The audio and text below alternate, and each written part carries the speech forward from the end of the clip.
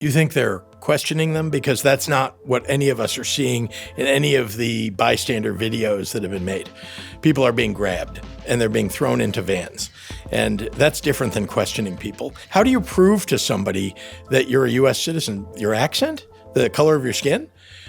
That's not the country we live in. You shouldn't have to walk around with papers the way that they did in the early days of Nazi Germany to prove that you belong. Clearly, his ends are racist ends. So he is conflating the two because he wants people to think that every person that's here that's not born in the United States is a criminal. JB Pritzker, the Democratic governor of Illinois, is in the middle of a battle with the Trump administration, a battle over immigration or over crime, or, Pritzker says, a power grab by the president. We talked about this and more here at the National Museum of Mexican Art in Chicago. Governor, thanks for joining us, and thanks for welcoming us to Chicago. It's always great to be here. Great to be with you, Steve. I'm glad to have you. I want to understand first if you feel that the president's strategy toward Chicago is evolving in the past few days. It's hard to tell. It's almost like he's bipolar. Because on one hand, he is attacking Chicago and announces that this is Shipocalypse, and he wants to make it like Apocalypse Now and attack our city. On the other hand, he says, well, maybe I'll go somewhere else. Maybe we'll go to Portland or maybe we'll go to New Orleans. So it's really hard to tell what's evolving at the White House. But do you think that what's happened is that perhaps he's realized that he cannot legally send the National Guard without your request, and so he perhaps needs to lean more on immigration authorities, which he can send in? I don't know. Donald Trump doesn't seem to follow the law all that much or listen to people who would tell him what's legal and what's not. I hope so, though, because it's not legal for him to send military troops into the city of Chicago. He has sent ICE. They've been here before. As you may know, Tom Homan announced early, in fact, weeks before Donald Trump took office, at a Republican fundraiser that they were targeting Chicago. This is the president's border czar, of course. Indeed. And Tom Homan not only said that, but then when Donald Trump took office, actually did that. Except he showed up here with Dr. Phil. And he brought ICE troops with him, ICE agents. But it's clear that they were ineffective, and that frustrated him a lot. And they went to some other places where they were trying to effectuate their plan and perhaps were better at it elsewhere. And so I think that frustration has been building, that people in Chicago, in the neighborhoods here, know their rights. And no, they're not opening their doors for an administrative warrant, not a judicial warrant, but an administrative warrant, which is simply written by an ICE agent. And so they're coming back and back and back, and now they're, attacking the city again with perhaps up to 300 ICE agents. So I'm frustrated by their frustration. All I can say is that they ought to understand that Chicago is a place that's going to protect its people. Is 300 ICE agents a lot more than you would normally have doing their job in and around Chicago? 300 is a much larger force than they brought the last couple of times. Also, they brought in, new, what seem to be militarized vehicles that they're using. And the rhetoric around this has been one of, we're attacking the city of Chicago. So I'm very concerned about all of that rhetoric. And I'm concerned that Tom Homan doesn't understand what his job really is. He thinks he's, going after people, or says that he's going after people because he thinks they're criminals. But as we know, the vast majority of the people that they detain are not criminals. They're actually just people who live here in Illinois. They may have partially documented situation, or they're undocumented. Many, by the way, are fully documented. Mm-hmm. And now apparently they're going to be arresting people who simply speak with a Spanish accent. There is, and you're referring to a Supreme Court ruling without explanation, overturning a lower court and making it easier for ICE to continue searches, at least in Los Angeles. What do you think of that ruling? That ruling, to me, is a reversal of progress that we've made in this country, where we've stood against and effectuated laws that oppose racial profiling. And now you've got federal ICE agents wearing masks, grabbing people off the street who speak with an accent or might be brown or black, and disappearing them. I did not think that we lived in a country like that, but that is, in fact, what they have been doing and what they now intend to do more of. Brett Kavanaugh, the Supreme Court Justice, in what's called a concurring opinion, said it is perfectly reasonable to question someone if they're leaving a construction site where people who may be here without legal status might be working, or if they can't speak English, and if they're legitimate or citizens, you let them go. You think they're questioning them? Because that's not what any of us are seeing in any of the bystander videos that have been made. People are being grabbed and they're being thrown into vans. And that's different than questioning people. And oh, by the way, I want to ask a question to everybody who's listening and to you. Do you carry with you citizenship papers? How do you prove to somebody that you're a U.S. citizen? Your accent? The color of your skin? That's not the country we live in. You shouldn't have to walk around with papers the way that they did in the early days of Nazi Germany to prove that you belong and that you're not one of them.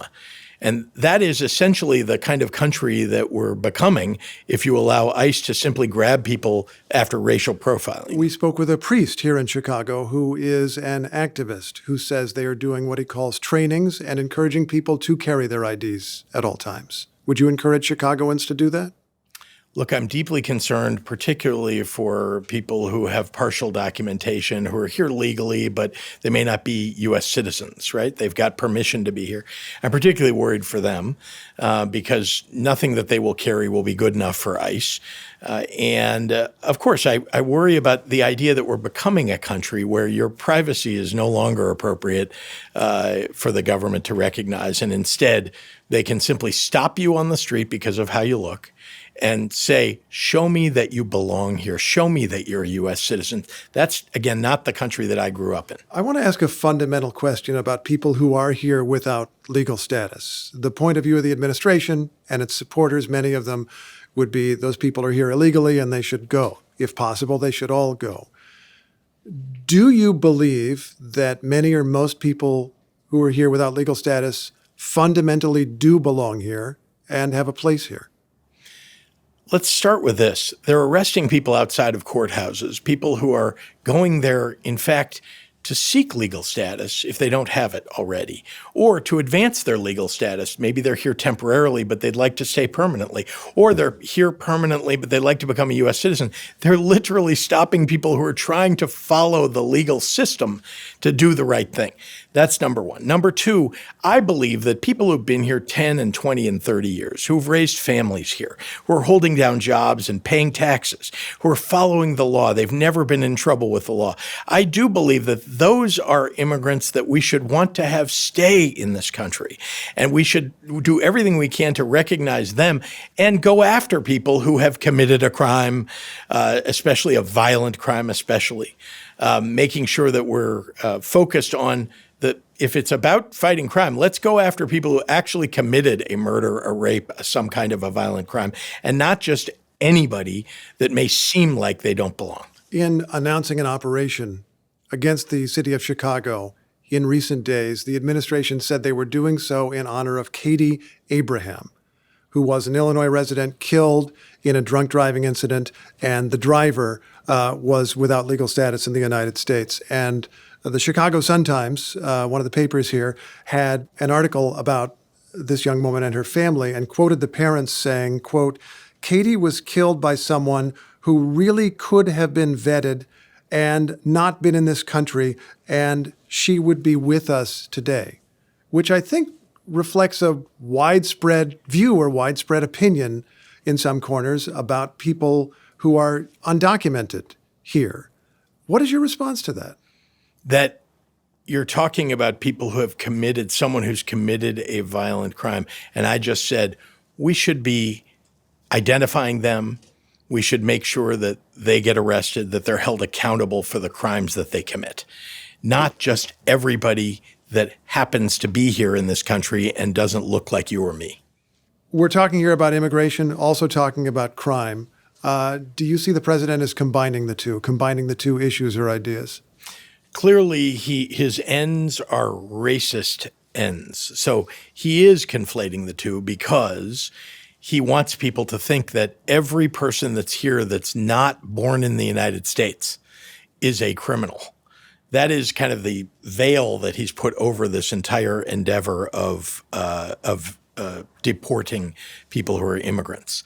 The reality is that probably your family, probably my family, probably most families in this country, I know the vast majority, in fact, were immigrants at one time or another. And the people who are here in this country, and some people are, you talk about an undocumented person. Yes, somebody who has committed a crime who is undocumented, I think we ought to grab and kick out of the country. That's not, violent criminals should not be allowed to stay if they're undocumented. I've said that many, many times. But the idea that every immigrant is a criminal is ridiculous. We're talking about a very small percentage, indeed a smaller percentage of the immigrant population have committed crimes than of the native-born populations here in the United States. So yes, he's trying to conflate the two to meet his nefarious ends, which are, first to effectuate this kind of cleansing of people from the United States that he doesn't want to have here, and then second, to militarize our cities by backing up ICE, sending military troops in. The president keeps saying he would like you to call him. You've said you're not going to call him and ask for the National Guard. But setting that particular request aside, is it worth calling him? Do you have anything to discuss? I've called him before, Steve. Let me just recount history here. As the pandemic was coming upon us, I called him to ask him for help. I asked for millions of N95 masks. I asked him for thousands of ventilators. They agreed, he agreed, or Peter Navarro on his behalf agreed. One of his aides, okay. Yes, that they would deliver those things. They did not. And that is just par for the course with this administration and with this president most especially, that he makes promises throughout his career before he was president. He makes promises, he enters into contracts, and then he breaches those contracts and breaches those agreements. And I witnessed it firsthand in the worst health emergency that this country has ever seen, or at least in 100 years. And I think he is not to be trusted. I am always happy to have conversation, but in this moment, when he is breaking the law consistently and we're having to take him to court consistently, me calling him and asking for any kind of help or having a conversation about the help that we would need, which, by the way, should be civilian law enforcement help, which we already utilize, ATF, FBI, DEA. But asking for any kind of help or having that conversation with him will become evidence in a case that I was asking for help and therefore he's going to send in military troops. That's the challenge in this moment. But look, he has been conversing with me by standing up in front of television cameras. I am conversing with him by standing up in front of television cameras. Chicagoans have pointed out that the crime rates are dropping here and that they're much lower statistically than in many other cities. But I did notice that there were 5 homicides over the weekend, including a couple near transit stops. One of those transit stops is not very far from this museum. How would you diagnose the problem, if any? Well, we've diagnosed it before, and we've been dealing with it. In fact, our homicide rate has been cut in half in the last 4 years. And we haven't just diagnosed it. We've also addressed it. We've treated it. How are we treating it? Community violence interruption. We've been doing this. We're the best in the country at it, and you've seen our crime rates dropping at a higher rate than many other cities because of it. We have peacekeepers that are in the toughest neighborhoods, right? The ones with the greatest amount of violence. Mm-hmm. We have organizations that assist those peacekeepers in those neighborhoods. And that work led at times by Arnie Duncan and other organization leaders, has actually led to a reduction by double digits in virtually every kind of crime that you can name, especially violent crime. So we are addressing it. Having said that, every crime that gets committed, I mean, especially a murder, any kind of harm to the body, any kind of violent crime, as far as I'm concerned, is a shame. And we ought to be working even harder. But you know how you address it? Not with military troops on the ground who are not trained to do law enforcement, to arrest people. They're not trained to do crowd control. They are trained, and thank God for this, they are trained to go to war and kill people on the battlefield on behalf of the United States. We have one of the greatest National Guards in the country here in Illinois. They are stationed all over the world doing that kind of work, and they get called up in emergencies in the state of Illinois. We are not in an emergency. And indeed, to the extent someone wanted to call what was happening 4 years ago an emergency, as you've seen, we've done a lot to address that. And indeed, Chicago isn't even in the top 25 of violent cities. 4 years ago, of course, that's when the murders peaked in the wake of the pandemic. What's the difference between neighborhoods where crime is still very high and neighborhoods where crime is not? Disinvestment. That is typically what has happened, that those communities don't have jobs, don't have services. That's where we've tried to make more investment in my administration. And partly I would credit the work that we're doing, along with the work of community violence interruption, along with the great work, by the way, of our police and the work that they do with federal law enforcement. But it is disinvestment that has happened over too many years on the west side of Chicago, on the south side of Chicago, and elsewhere. And again, we're doing everything we can to address that on a daily basis, on a weekly basis, and annually. And while I'm balancing the budget, we're pushing more dollars into helping people start businesses in those areas, in helping to provide health care and education in those areas, because those are the things ultimately that we need help with. And I wish Donald Trump would recognize that instead of cutting those things in order to give a massive tax cut to the wealthiest. I can see what you're talking about as I drive around Chicago. The downtown is spectacular, one of the great downtowns in the world. And then last evening we were driving on the south side, a lot of vacant lots, a lot of vacant stores, a lot of emptiness there. And that, when you talk about disinvestment, it makes me wonder if sometimes government gets in the way. You may be familiar that a lot of liberals and progressives in the past year have joined conservatives in saying sometimes government is moving too slowly, is too regulatory, is too concerned about harming people to do anything active. Do you agree with that critique? I couldn't agree more with that critique. Remember, I was in business before I was governor. And so, I'm always looking for a more efficient way to get to the result you're looking for. When I arrived in government in 2019, what I found was that investments were not being made in the right places. Where do you want to make the investments? You want to make the investments in education, number one. Number two, in expanding the economy and job opportunities. Number three, in making people's lives better on a daily basis, healthcare, making sure that there are services available to them. Those are investments that I think are hyper important. And again, government often gums up the works. Instead of standing in the way, what we ought to be doing is encouraging the creation of jobs and new businesses, and particularly small businesses. Does your own party stand in the way sometimes? Sure, but the Republicans are doing it a lot more than Democrats do, if you ask me. It's why I'm a Democrat. I think that we actually have it more right than the Republicans. Again, government doesn't always get it right, and there are a lot of things that the private sector and private social service organizations do better than government can do. And we ought to always be weighing, can government do this better or can the private sector do this better? That's something I think we should always be thinking about. But in general, we set the policy at the government level. Like what is it that we want to accomplish? Republicans apparently want to take money away from education. They want to take money away from healthcare.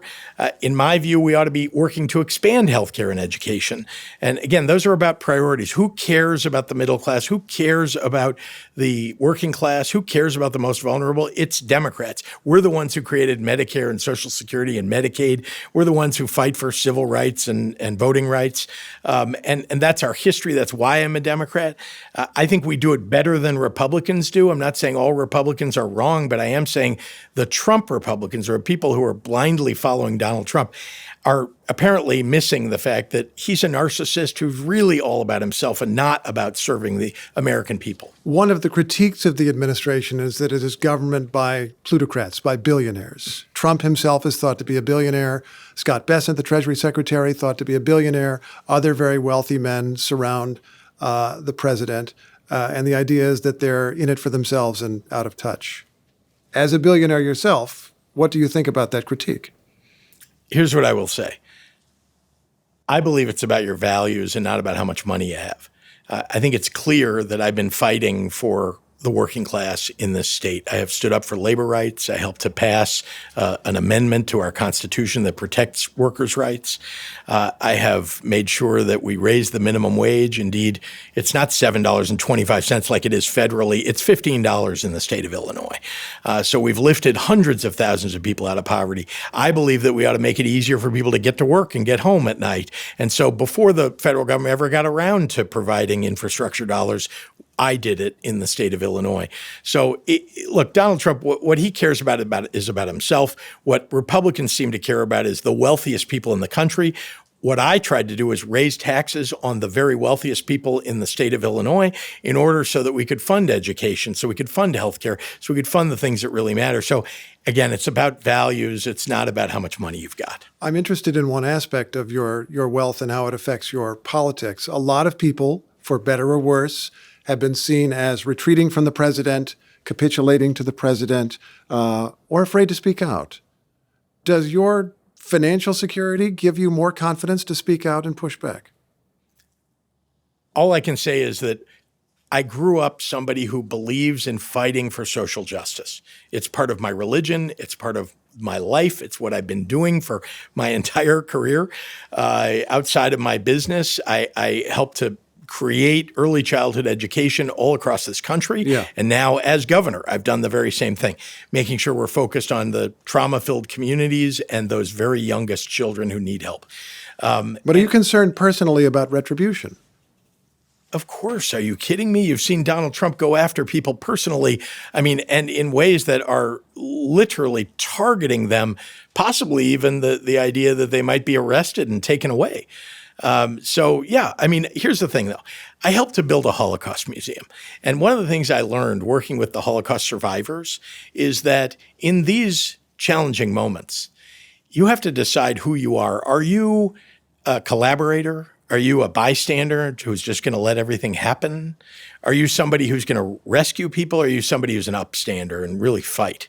And I'm an upstander. I believe that. I think I've demonstrated that as governor, and particularly in this difficult moment, that we've all got to be standing up and fighting against what is clearly an un-American attempt to attack blue states and blue cities, to attack our way of life by Donald Trump, and to, in fact, effectuate a militarization across this country, bringing troops into cities that ultimately is about the 2026 elections and maybe the 2028 elections, too.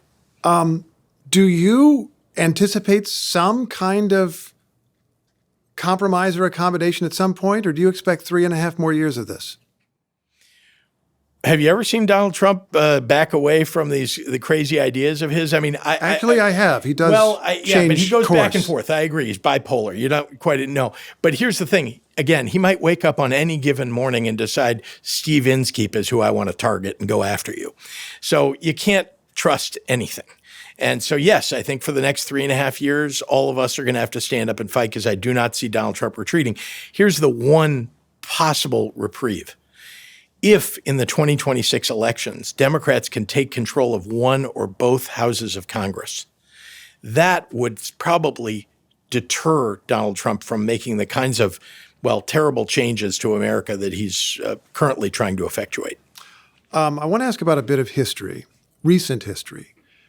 About 2023, when Joe Biden was still running for a second term, there was widespread concern among Democrats that he was too old, that he might not be able to make it, that he might even yet withdraw. This was before the debate that caused him to withdraw.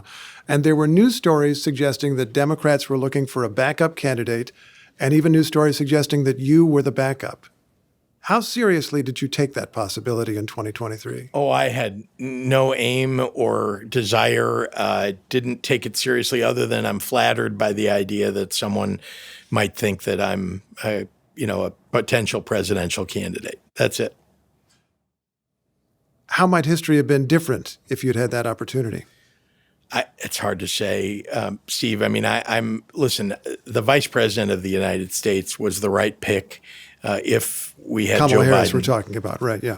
if Joe Biden was going to drop out, Kamala Harris was the right pick for the But if country. you replayed that moment, if Biden had dropped out a year earlier, there might have been a primary. A lot of other things might have happened. No, I haven't replayed that moment. I've been busy with the job that I have, and obviously, and I campaigned very hard in the 2024 elections for Democrats and for us to win the presidential election, because I know who Donald Trump is. You know, from the very beginning, and indeed when I was running for governor the very first time, you know, I began every speech that I gave, because he was president back then. Mm-hmm. I began every speech that I gave by saying everything we care about is under siege by a racist, misogynist, homophobic, xenophobic president.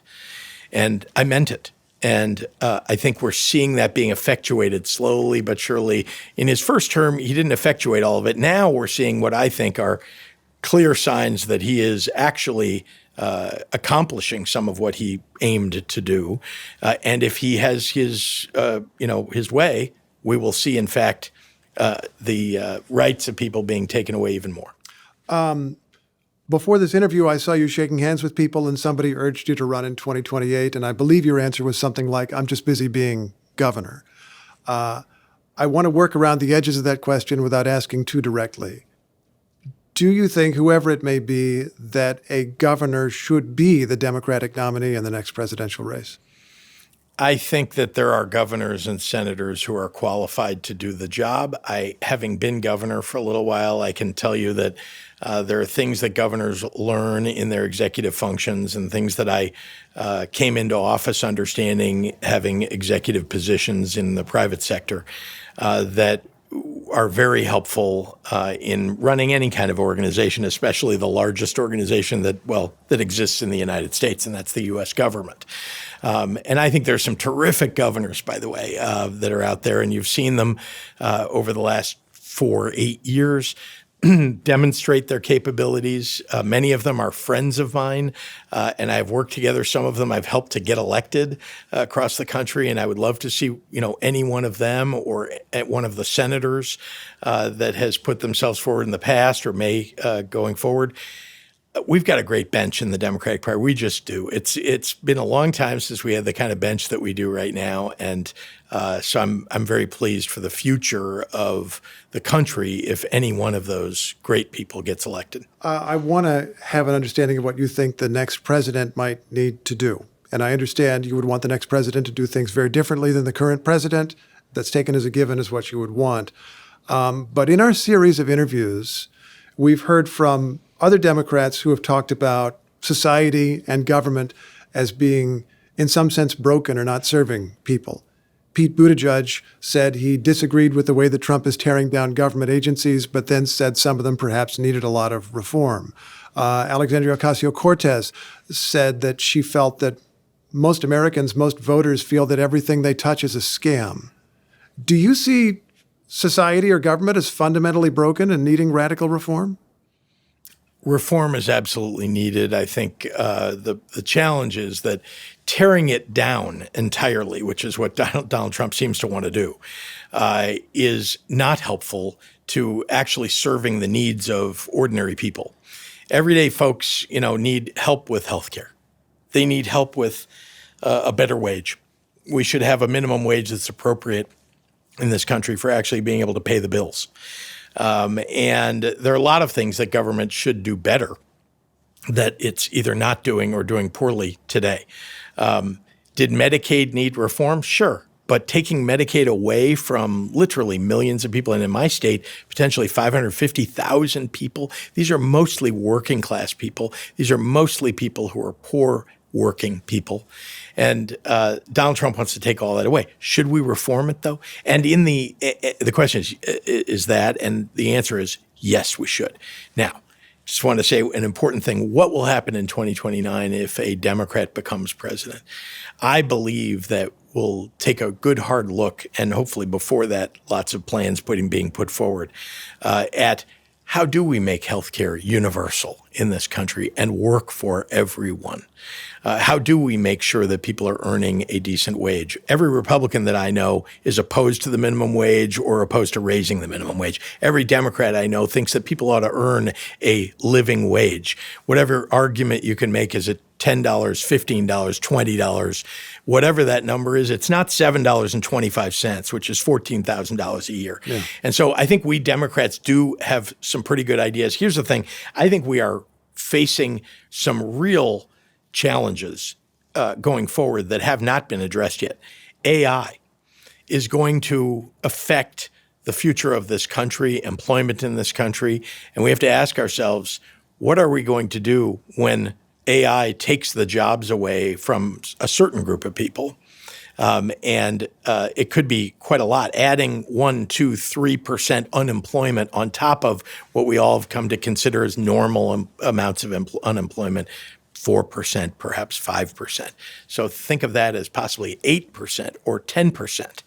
Boy, we're going to have to ask the question, what are we doing to address that problem? And I'm not going to suggest the answer right on this program, but I am suggesting to you that if we don't address that and we don't address the need for universal health care, then we're doing it wrong.